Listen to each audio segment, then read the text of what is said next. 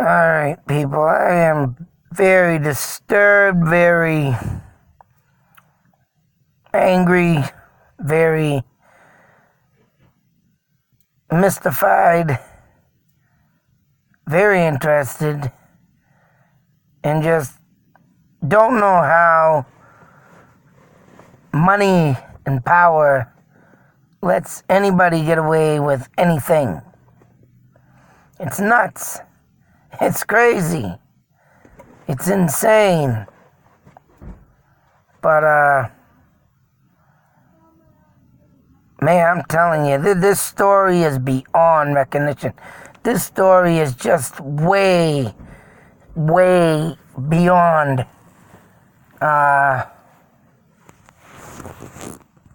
mesmerizing and just, you just can't get a grasp on it. I mean, it makes you want to punch someone in the throat. It makes you want to, cry, whatever, just, and keep asking the question, what happened? What happened? And today I wanted to go over this and bring light to this case because I tell you, this is the first time I've ever went over it. Not only that, I've heard of this case multiple times from a Boston 25 newscaster, Bob Ward. He goes over a lot of missing cases, unsolved cases, anything to do with just plain flat out want to know why cases. This is definitely one of them. This one just takes the cake. And today we're going to go over the Martha Moxley murder.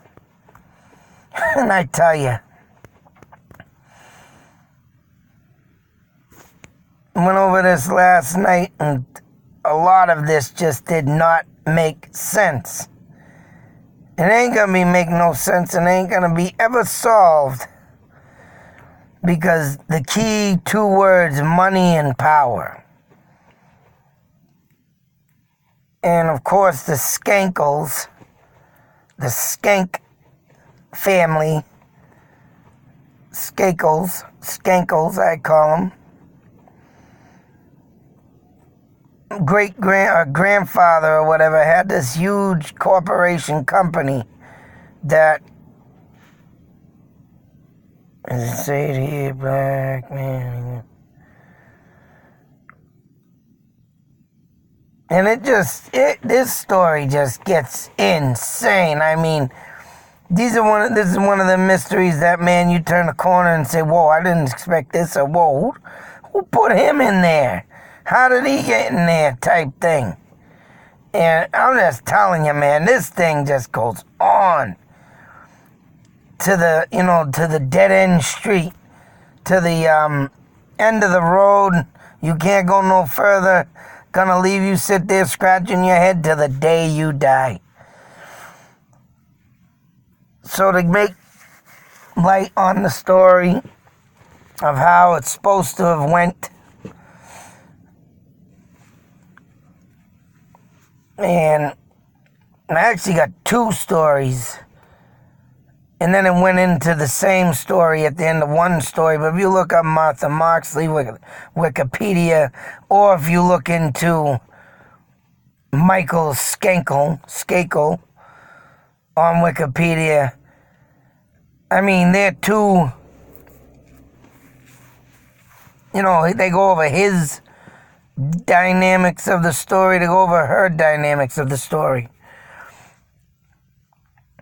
And, I got my kids past few years always talking about Kobe this, Kobe that.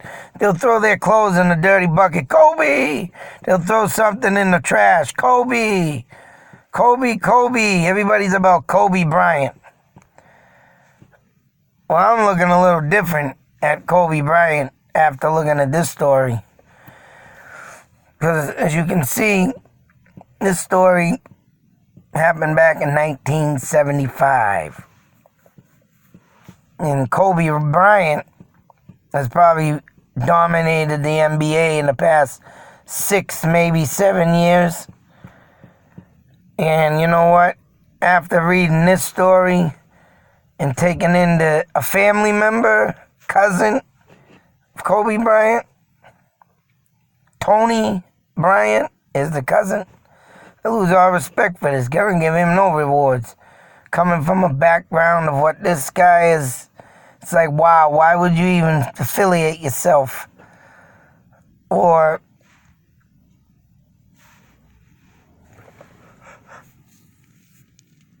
damn it, too early for that. Too late for that. Now, I don't know what Kobe Bryant says about all this, but his cousin was actually made up a story about this, and it supposedly came up not true. That he had a friend that wanted to rape Martha Moxley, but it would turn up to be something of a lie due to the fact that he was cover coating a book or something that he wanted to write, or some stupid thing. And it was like, why would you even put yourself even near that? I don't care if it was a friend, a brother, sister, cousin, mother, aunt. If they did something, why would you say something stupid like that? Like Tony Bryant did. And to even want to get anywhere near this case. And Tony Bryant was a classmate of Michael Skakel at the private Brunswick School in Greenwich, Connecticut. And videotaped interviewed with Skakel, private investigator Vito Calucci. In August 2003, Bryant said one of his companions on the night of Moxley's murder had wanted to rape her. Bryant said he did not come forward before because his mother had warned him, and he believed her that as a black man he would be tagged for the unsolved murder. Yeah, right. Why would you even want to? But then it goes on to this, saying that a 2-week hearing in April 2007 allowed presentation of this hearsay evidence, among other matters, and based in part of Bryant's claims, asking for a new trial. Prosecutors formally responded that Bryant may have made up the story to, sell a play about the case. So this guy's out here writing plays and made this a play and wanted to sell. Unbelievable. You want to talk about pure stupidity. And then you have a brilliant basketball player, which I hope he never knocks out. Well, I think he already did, but I'm always going to be a true Michael Jordan fan. I mean, that guy revolutionarily changed the way of basketball, not this dipstick. I don't care. Kobe's related to that dummy, which that dummy knew that dummy, and that dummy wanted to... Oh, man, that's just sick. Who would make up some sick story that a friend wanted to rape her? Just go about wasting the investigator's time just to come up to be fake. Why would you want to do that is beyond me. That's pure stupidity. You know what? If Kobe Bryant is in the damn game of bad, why don't you, Tony Bryant, get your butt back in, go back, or go into basketball? Or maybe you're just too old now, you old fart, can't do nothing. How about keep your mouth shut? That was stupid. Why didn't you do a career basketball? You and your cousin could have dominated the NBA. Whoa, whoop-de-doo. But to come in with lies and, there's a lot of people out there that say they did stuff. And why they go about lying about it is beyond me. It's stupidly insane. And this is another reason why I disrespect and don't even care for the Kennedy name. Even when I even started getting into the John F. K. Marilyn Monroe stuff, you know what? Obviously, these people got very sloppy and got murdered for a reason, I think. And for, JFK to come about saying,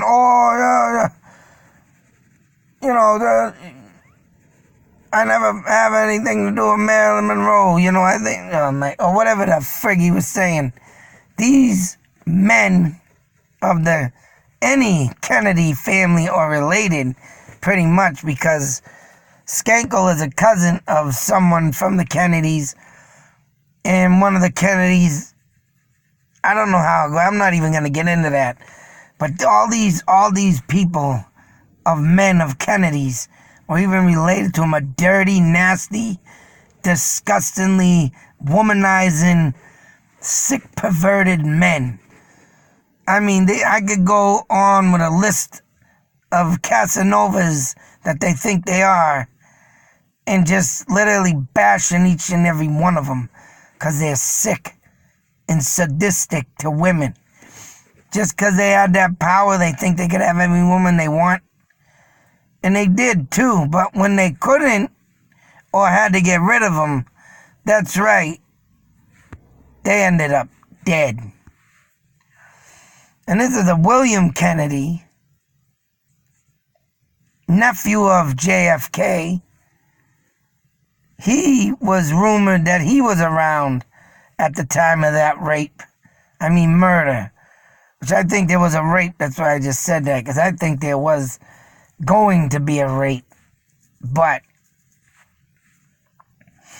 they said there was no rape on the body, I believe, but I think there was going to be. But this girl literally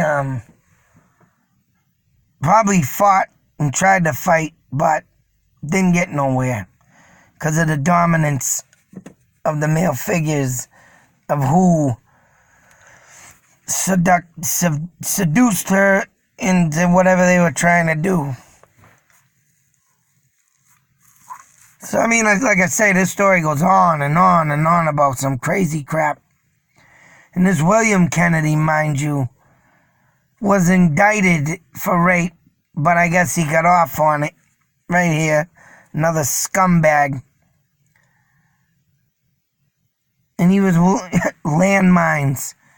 I don't know what this hell was, but the rehabilitation of landmine victims. Oh, so I guess people in the water probably got blown up by landmines. Yeah, I mean, it looks like he did a notable thing here, but for a publicized rape in 1991, which he was acquitted, which, of course, money and power obviously talked. And all the bullshit that revolved around it walked. Same with this. I mean, yes, Mr. Skank, Michael, did get arrested, but not until 2002. This man was able to have a wife, a child, live his life for the unknown reasons of why, due to the fact that he was 15, mental issues between him and his brother. The father would not let no one look at any mental issue records or medical records on his two sons. And them two sons were the last ones known to see Martha Moxley. More or less, I think it was older brother Thomas. Revealed both Thomas and Michael Skankel altered their stories about the activities the night Martha was killed. Someone wrote a book on this and everything, and by, is he hired by Russian Skankel? I don't know, this Russian Skankel hired a private investigator, but the Sutton report later leaked to the media. So something got leaked out about these two alternating their stories throughout the time of this girl being killed. Not only was the case altered, and obviously there was probably evidence, destroyed, anything that could take these two scumbags, and Thomas, I don't think ever set a day in jail. Michael did, and I don't know why, but I took a screenshot. It look like Michael Schenkel right here. Back in 1915, Martha Moxley was 15. Thomas, I believe they said, were the elder brother. He probably was probably 16, maybe almost 18 at the time. And that's why I say that I think something did or was going to happen. But my thoughts and theories of that night, I'll reveal them in a few. But as you can see, Fat Man Schenkel here down here in the jumpsuit, next to his little young, dorky picture. And oh my God, the thing he comes out with in this story is just unbelievable. But the picture says 1,000 words, I always say. And here's Martha Moxley, I believe, right on the left. I'm assuming this is her on the right, because there is kind of not a similarity there, but I think it is. These two pictures, and when she, man, I mean, she got some different characters in her pictures. Nuts. But, to me, honestly, they say this happened October 30th, the night before Halloween. And in the story, it goes on to say that, you can look at it on Wikipedia, the day it was, fuck you.